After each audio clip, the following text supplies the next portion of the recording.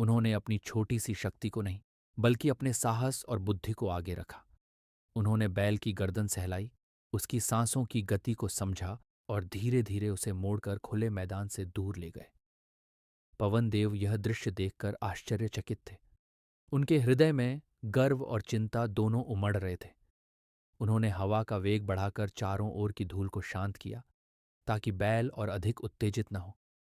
कुछ ही क्षणों में बाल हनुमान ने बैल को एक बड़े वृक्ष के पास ले जाकर उसकी गति थाम दी। उन्होंने उसे बैठने का संकेत किया। आश्चर्य! उग्र बैल शांत हो गया, जैसे किसी ने उसके भीतर के तूफान को थाम लिया हो। उसकी आंखों की लालिमा कम हो गई और वह थक कर बैठ गया। गांव वाले जो दूर से यह सब देख रहे थे, धीरे धीरे पास आए। किसी को विश्वास नहीं हो रहा था कि एक नन्हा बालक इतने भयानक संकट को टाल सकता है। पवन देव आगे बढ़े, बाल हनुमान को अपनी बाहों में भर लिया। पुत्र, पवन देव ने स्नेह से कहा, आज तुमने केवल मुझे ही नहीं, पूरे गांव को बचाया है। बाल हनुमान मुस्कुराए। उनकी आंखों में बाल सुलभ चमक लौट आई। पिताजी, जब कोई संकट में हो तो डरना नहीं चाहिए। खेल में भी तो हम सीखते हैं संतुलन, साहस और मित्रता। गांव के मुखिया ने आगे आकर बैल के स्वामी को बुलाया।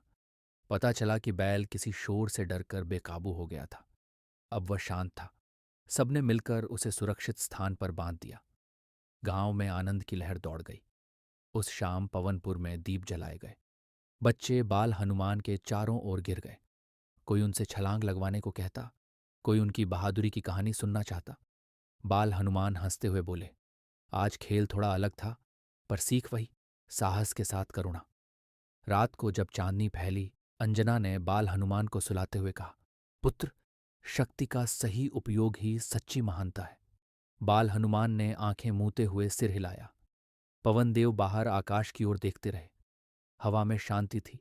उन्होंने मन ही मन सोचा, ये बालक केवल उनका पुत्र नहीं, बल्कि धर्म और साहस का प्रतीक बनेगा।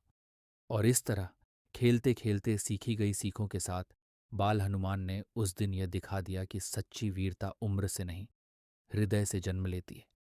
अगर आपको ये कहानी पसंद आई हो तो इसे लाइक करना मत भूलिएगा। और हाँ, चैनल स्टोरीज इन ग्लोब को सब्सक्राइब जरूर कीजिए, क्योंकि यहाँ हर कहानी एक नई दुनिया का दरवाजा खोलती है। बेल आइकन दबाइए ताकि अगली कहानी की दस्तक सबसे पहले आपके पास पहुंचे। आपका साथ हमारी सबसे बड़ी प्रेरणा है। मिलते हैं अगली कहानी में एक नए जज्बात, एक नई दास्तान के साथ। तब तक सुनते रहिए स्टोरीज इन ग्लोब।